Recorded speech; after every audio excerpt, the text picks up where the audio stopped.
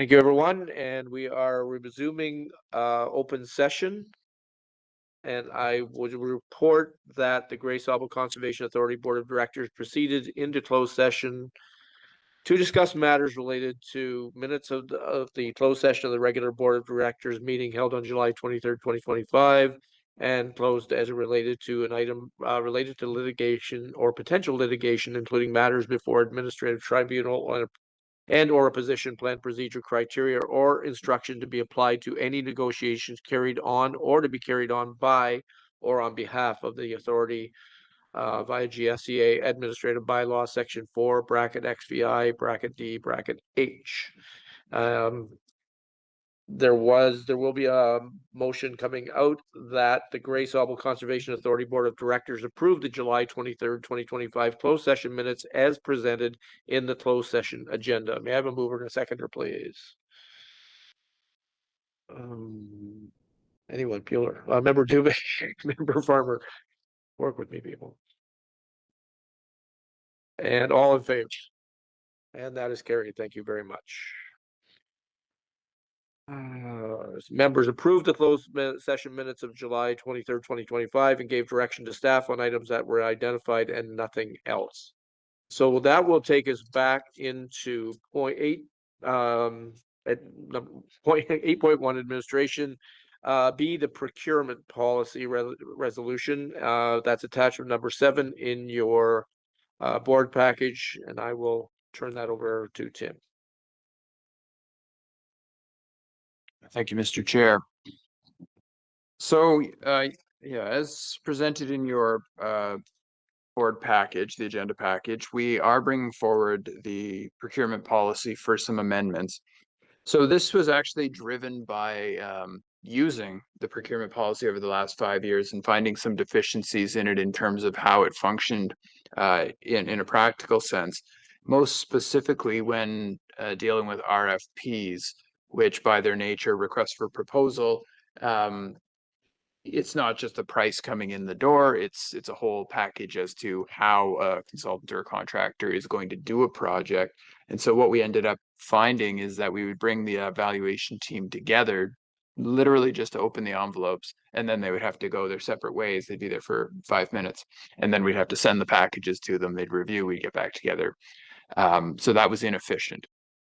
So that was the impetus for reopening the policy. But while we have it open, it only makes sense to tackle some other challenges that we've been having with it. So we have expanded the definitions section of the document to define some terms within it that either weren't defined the first time around or have been added to the document and warrant that definition. We've expanded what is considered out of scope. I think the board will find that these things are absolutely reasonable items to be outside of the scope of the procurement policy, insurance premiums, which we can't control, specialized legal services for things that might pop up in between. That would be outside of the scope of our retained legal counsel, but doesn't warrant or have the time to go out to full RFP. Banking fees, intergovernmental agreements, emergency response services, Indigenous consultation expenses, and honorariums for guests or speakers. So things that we obviously can't get procurement quotes on. We've included the idea of a preferred vendor in the procurement policy now, and this stems from some examples that I'll give. Our staff would go out to an arborist to get a tree cut down, and they would go out and get quotes from 3 arborists. You cut enough trees down, you don't get 3 arborists showing up to give you quotes after a while. So what we'd like to do is set up preferred vendors. We know that they do good work, we know that they give a good price, and staff would have the leniency to go out and hire those contractors, and then we would keep an eye on it. You know, if it's always $500 to cut down a tree and one day it's $1,500 to cut down that tree, well, maybe they're not on the preferred vendors list anymore after that. And we would review that every 3 to 5 years. Other examples are signage shops. So we print a lot of signs for our properties, and it's not practical to go out for quotes every single time we want to print some signs. It makes sense for us to have a sign shop that does good work or a couple of sign shops that do good work and give staff the leniency to use those and only go out for quotes every 3 to 5 years. We've included some more specifics and points of clarification within the document throughout to clarify some gray areas. One of those is procurement documentation. So one of our lowest levels of procurement just requires staff to get quotes, whether those are formal quotes from companies or if it's a low enough procurement, it's just a matter of going online and looking up different products and printing those off. So one of the clarifications is those will actually be stored in our centralized finance location. So that should, for whatever reason, we have to check back on that, we're not asking a staff person to go and hunt it down. It's there. The RFP tender opening procedure, which I mentioned, and then an RFP documentation record, which again is just a clarification type item. So that's the summary of it. Oh, the one other item, I guess the major item is that after using it for a while, our lower bar threshold for requiring an RFP or an RFQ was 20,000. Most municipalities, I think, would be 50 plus. For that, we're proposing to increase this from 20 to 30,000, which is still reflective of the size of our budget, but not overly onerous on staff that as things increase in price. So with that, through you, Mr. Chair, I'd happily field any questions or discussion from the board. Thank you, Tim. What I'll do, I'll just put the motion on the floor and we can discuss. Whereas the Gray Sauble Conservation Authority requires functional updates to its procurement, payments, and financial reporting policy, that the Gray Sauble Conservation Authority Board of Directors approve the updated procurement, payments, and financial reporting policy version 2.0, September 2025, as presented. I have a mover and a seconder, please. Vice Chair Dubik, Member Day. Open discussion. Any questions for Tim or comments? Member Craig. My only question was, when was the last time the $20,000 line item for that's been increased to 30,000 visited? It just struck me. I mean, 50% was a big increase, so I wondered, was it 10 years ago, 15, or is it more recent? And perhaps why not just go more incremental to 25,000? The $20,000 was chosen when we first wrote the policy about 5 years ago. The 20,000 number was rather arbitrary at the time. And so we're increasing it to 30,000 based on discussions with the management team as to what's practical to not be onerous for a project. What we're talking about here is not that it wouldn't have to go through 3 quotes or anything like that, but that it wouldn't have to go for a full-blown RFP or RFQ process, which is substantially more onerous.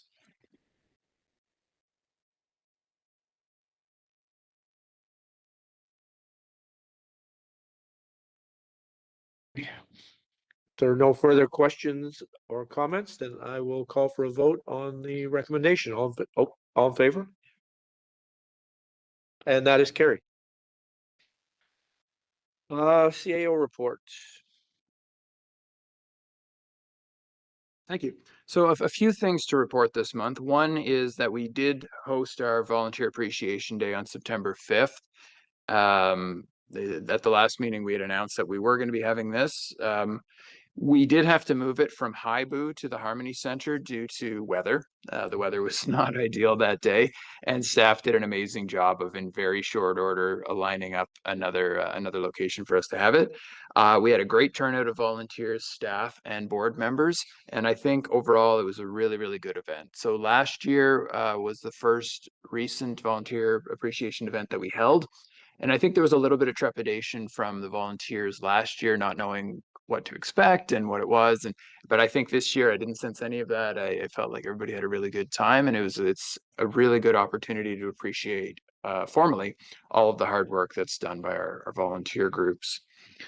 Last week I attended Grey County's Resilient Grey workshop. So this is a committee that Grey County has put together to it's essentially a climate adaptation action plan. I don't know what that they're calling it that, but that's essentially what it boils down to.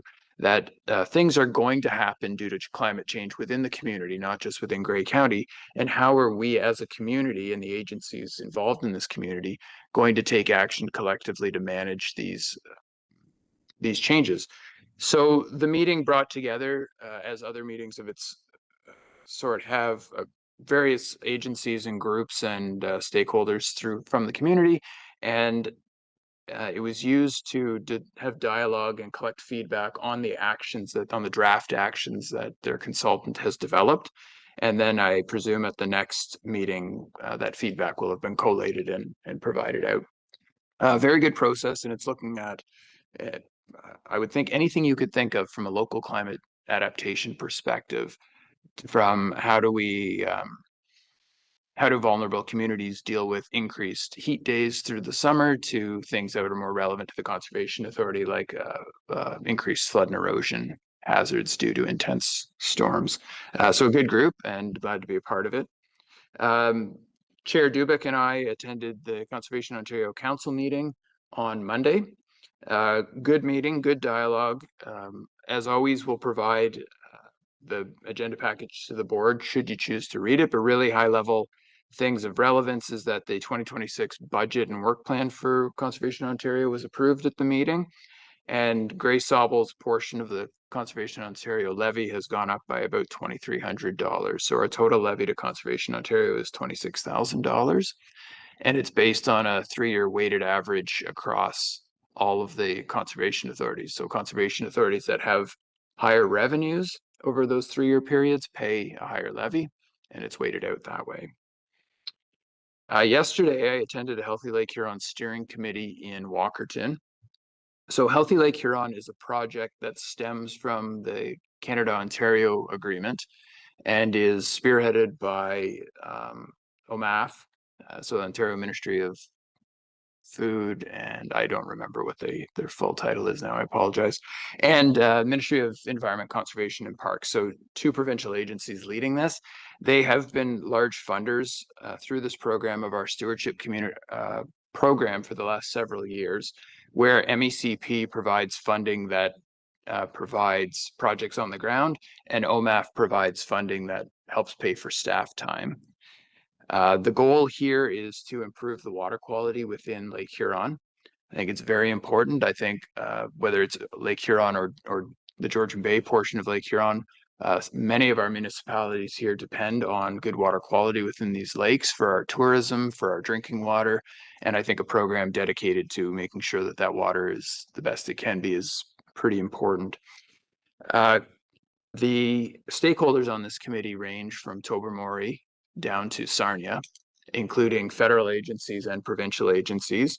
So Keith Reed, our stewardship technician, is sort of the boots on the ground, sits on the technical committee and makes sure that the work actually gets done out in the community. And I sit on the steering committee with members from other agencies to drive the priorities, the work plans, and the budget for the organization or for the group.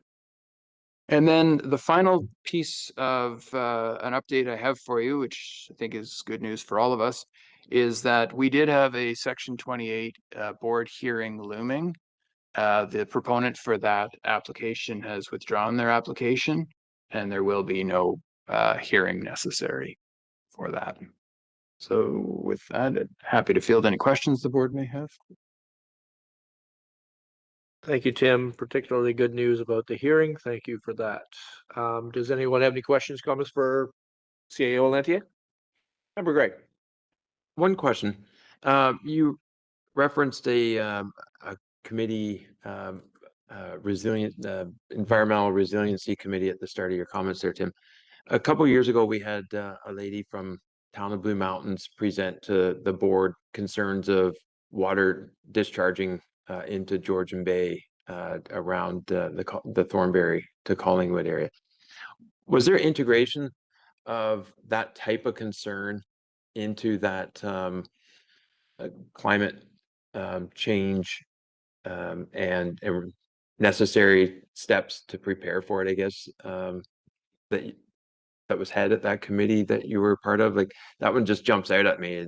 They were certainly, I think, around this table, we were all very empathetic to the photos and the type of discharging and the occurrence of the event, and with supercharged rain events that may and heightened development that probably looks to continue. So just wondering if that type of topic was kind of blended in or integrated into that committee. Thank you. The short answer is no. The action items at this point are much higher level than that, like very broad, very high level. It's possible that when they start to action them out, that things like that could come up. Right now, they're just trying to source out they started with what are the broad scale issues that could be facing the community? What are some very broad scale actions that could be taken? And which agencies or stakeholders could be involved in that? So yeah, it's a point to bring forward, but at this point it's much too broad. Member Day.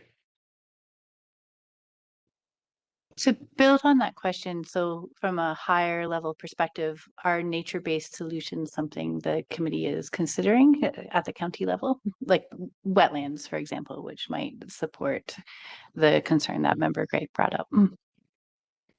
Yes, I believe those types of items were listed.